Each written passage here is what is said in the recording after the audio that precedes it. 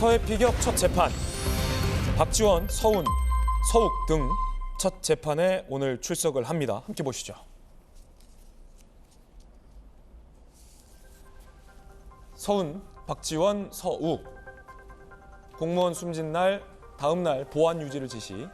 박지원, 국정원 직원의 첩보 보고서 삭제 지시. 서욱, 국방부 직원 등의 관련 첩보 삭제 지시. 오늘 첫 공판입니다. 세 분 모두 다 공판장의 모습을 드러낼 거예요. 모두 공소 사실을 부인 중에 있습니다. 지금 현장 출입 기자 전원에 따르면 3명 모두 다 법원에 들어갔다라는 현장에서의 소식도 전해드리겠습니다.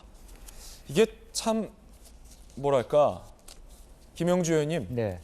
뭐 세부적인 여부는 법적으로 다퉈봐야겠지만 오늘 서해 수호의 날인데 북한에 의해 정말로 잔인하고 끔찍하게 피살된 우리 서해 공무원이 하던 역할이 중국 혹은 뭐 북한의 불법 어선들 폭력적 세력으로부터 우리 서해 앞바다를 지키던 일이었어요. 그런 공무원이 북한에 의해서 살해가 됐는데 대한민국 정부가 구조 내지 구출을 하지 못했고 그 이후에 이걸 은폐하기 위해서 급급한 것 아니냐라는 의혹과 관련된 첫 재판을 오늘 서해 수호의 날에 열린다는 게 아주 마음이 무겁습니다.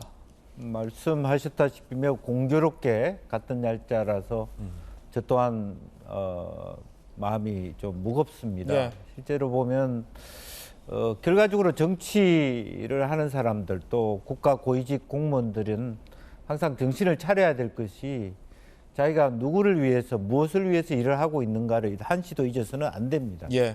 그러니까 우리가 지난번 이번 그 서해 관련된 공무원 피살 사건의 문제는 물론 아직까지 다 뭐 판결이 났거나 완벽하게 어떤 결과가 난 건 아니겠습니다만은 지금까지 과정으로 보면 어쨌든 남북 관계라고 하는 것에 대해서 이념적인 어떤 종전선언에 다 집중함으로 인해서 그 사실 우리 공무원 한 사람의 매우 고귀한 생명을 지키지 못했다라는 혐의 아닙니까? 예. 그래서 이념적 의미에서 종전선언보다는 오히려 국민 한 사람의 생명이 훨씬 중요하다는 그 가치를 우리가 안고 갔어야 되는데 그 판단을 놓치지 않았나, 만약 지금 상황이면.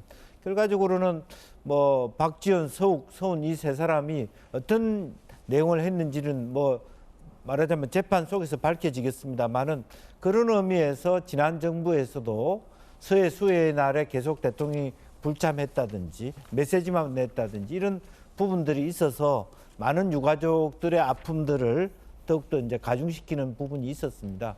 이번 사건을 계기로 해서 어쨌든 결론은 나지 않았습니다만은 우리나라 영토를 지키는 또 우리나라 국민 한 사람 한 사람의 생명을 지키는 그런 어떤 공권력이어야 된다. 그것은 분명한 말씀일 것이라고 보여집니다. 물론 서훈 등은 혐의를 부인하고 있고요. 조금 전 장면입니다. 3인방 지금 법원에 들어가고 있는 모습이고요. 월북몰이엔 동의하기 어렵다라고 강하게 또 반박을 하고 있는 그런 상황인데요. 자, 김광선 변호사님, 예. 오늘 서해 수호의 날에 공교롭게 치러지는 첫 재판에서의 쟁점 어떻게 되겠습니까? 박지원 전 원장 모습도 보이고요. 일단 뭐 내용은 뭐 여러 번 언론을 통해서 이제 보도가 됐습니다만은 2020년 9월 22일 날 저녁 9시 40분에 고 이대준 씨가 북한에 의해서 피살이 되죠. 그런데 그 당시에 22일 날 저녁에 늦게 피살이 됐는데 다음 날 1시 정도 관계장관을 회의를 해요. 그래서 서훈 전 실장이 이거 자체를 갖다 월북몰이로 하는 걸로 거의 지시를 하고 그다음에 월북이 아닌 그러한 어떤 자료들 그런 것들을 국정원이랄지 그다음에 국방부에다가 이 부분을 삭제하도록 지시를 하는 거죠. 그리고 해경한테는 피살이 됐는데도 불구하고 마치 피살 안 된 것처럼 계속 수색하는 것처럼 그렇게 꾸미도록 합니다. 그래서 이거 자체가 이미 월북이라는 걸 전제로 해서 사실 사실관계 안 밝혀졌잖아요. 그래서 그 당시에 청와대 내부에서도 이거 큰일 날 일이다. 이렇게 하면 안 된다.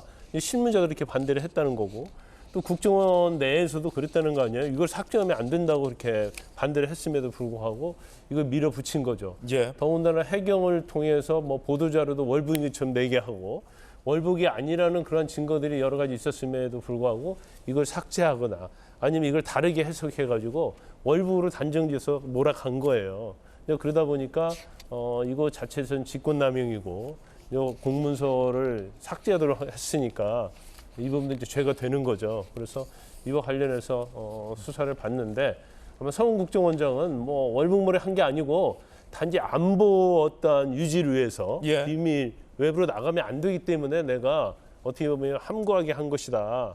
이제 그런 취지로 주장을 하고 있는 걸로 보이는데 근데 영장 청구되고 구속이 됐잖아요. 그래서 아마 본인이 무죄를 입증하는 데는 그렇게 순탄치는 않을 것이다 이렇게 봅니다. 자, 그렇군요.